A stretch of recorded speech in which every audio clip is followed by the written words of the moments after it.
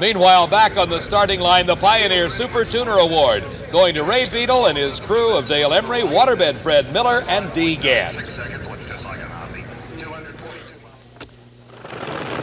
Back at the rain-delayed 26th Annual U.S. Nationals, we started with a field of 32 top fuel dragsters 2 days ago. We're now down to the final 4.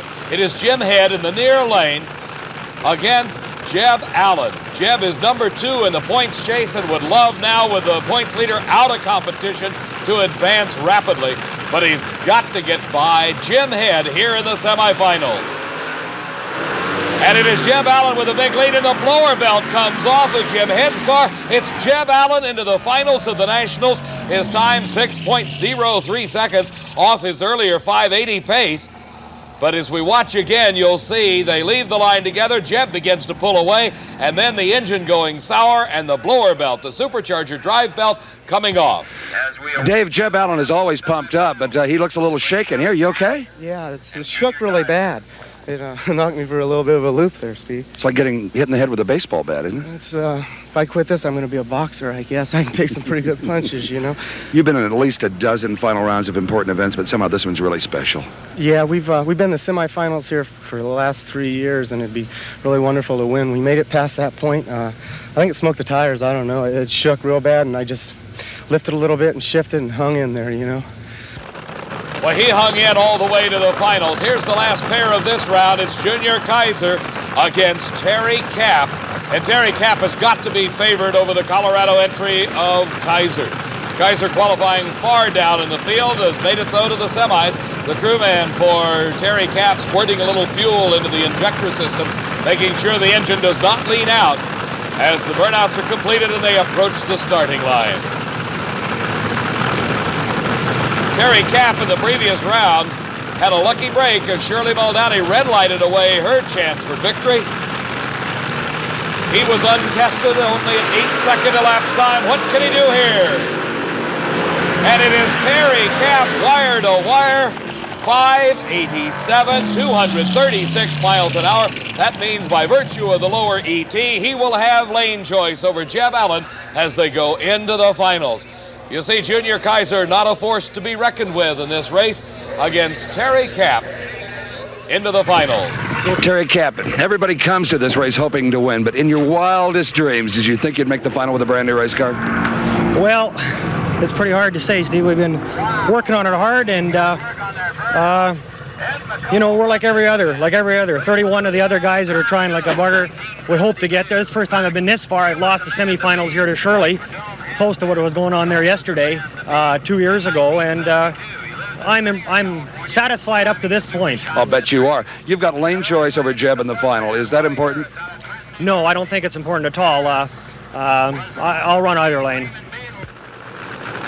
Well, he has his choice, but as you heard him say, Terry Kapp doesn't think it makes any difference. To these two racers, it may mean everything, though. Ed McCulloch in the Super Shops car is in the near lane. He is racing against Roy Harris, who has gotten to this point by virtue of his big first-round victory over the #1 qualifier, the Blue Max of Raymond Beadle. Ed McCulloch in the previous round over Trip Shoemake with a 6.25-second time, gave him the choice of lanes. He took the left lane. Roy Harris out alongside of him. Boy, this is going to be a close race at the finish line, and it is Ed McCulloch burning some pistons and obviously with engine problems, but the all-important win. Once again, we see as Ed McCulloch comes off the starting line side by side with Roy Harris at the finish line, just a few feet separating those two funny cars. Haysher in the final, but the motor is popping and crackling and sizzling. It's got oil all over it. It's hurt. Betty, we'll be there. We got a lot of those left. That's not a big problem, huh? No. I mean, we gambled. We had to. I mean, that was a close drag race. By gambling, you mean what? I mean, we stepped on it. I mean, today's a new day. I told you this morning, you can't go in soft. We stepped on it. It ran. It's hurt. Now we got to fix it. This is like the old days. The last time you won this race was '72. You owned the sport then. I wish it could be that way again, Steve. I really do. It may be in just a few minutes. Well, I hope so. Okay. In fact, Steve, he not only won in 1972, he also won the funny car title back in 1971. Back-to-back victories for Ed McCulloch as what he calls the good old days. Joe Pisano's car driven by Tom Ridings against Billy Meyer of Waco, Texas. And Meyer is trying to make his move on Ray Beadle in the funny car points chase. He's got to get by Tom Ridings, though, to make it into the finals. And this could be a close race as young Ridings has been doing a great driving job. A fine crowd on hand considering the one-day delay, and up in smoke goes Billy Meyer. He gets back on the throttle, but Tom Ridings is not to be headed, and look at the time. 6.12 seconds, his speed over 236 miles an hour. He will go into the finals. A bit of a favorite over Ed McCulloch, but right here you see where Billy Meyer loses the race. The tires smoking, meaning they have lost traction. And look at the big lead that Tom Ridings built at this point. You have lane choice over McCulloch. Which lane will you take if conditions stay the same? I'm going to stick an old lefty. That's where I've been all the time, and it's worked good. Okay, congratulations. Fantastic performance. Thank you. See you. And look at the smile on Tom Ridings' face. If you don't think he's happy, he's just waiting for his crew to come down and pick him up. Back in the pits already is Jeb Allen. He's hard at work on his race car, but not a lot of frantic activity. The crew seems to be relatively calm, as it does over in Terry Cap's pit area. The crew chief, Lee Beard, for Jerry Ruth in helping out a little bit over at Terry Cap's pit. Getting ready for the finals in Funny Car Eliminator, the work in the Tom Ridings pit area is somewhat subdued. But I'm certain that the action is much faster over in Ed the Ace McCulloch's pits. Steve, what's going on? In the drag racing vernacular, Dave, this is known as a thrash. Whipping a motor together in just a few minutes to come back for a final round. Bernie Lewis, crew chief on this car, what's going on? Well, we burned a few pistons that time because we had a lane condition. Weather changed on us, but I think we can straighten it out. And we're looking good right now. We just got a few parts to clean up and ready for another one. Ridings is one tough customer today. They're running awful good, but it's close. There's only 700 difference, and I think we can pick up a 10th. He has lane choice. Is that a factor? No, not at this racetrack. Not now. We'll be fine. That other lane's just fine. We ran our best DT in that lane, so we're looking forward to it. This is a dream come true for you, even as a crew chief. Absolutely. U.S. Nationals is something everybody wants to win. Thanks, Bertie. Thank you. While the work goes on in the Ed McCulloch pit area on the starting line, it is Pro Stock Eliminator Final. Once again, they meet in the last round. Carrying the big number one, the defending world champion Bob Glidden up against Lee Shepard. And it's a red light for Bob Glidden and a very happy crew member of Lee Shepard's crew. And it is Lee Shepard, your U.S. Nationals champion, 8.51 seconds, 160 miles an hour. But the story's on the starting line where Bob Glidden left just a little too early, and the big red bulb is glowing. David, what you're looking at is undoubtedly the 1980 world champion in Pro Stock Eliminator, but most importantly right now the U.S. Nationals champ. Glidden red-lighted. Thanks, Steve. I didn't know that till about 15 seconds ago. Well, you thought you lost? Yeah, I thought I got a good light. I didn't see how he could leave that, that quick.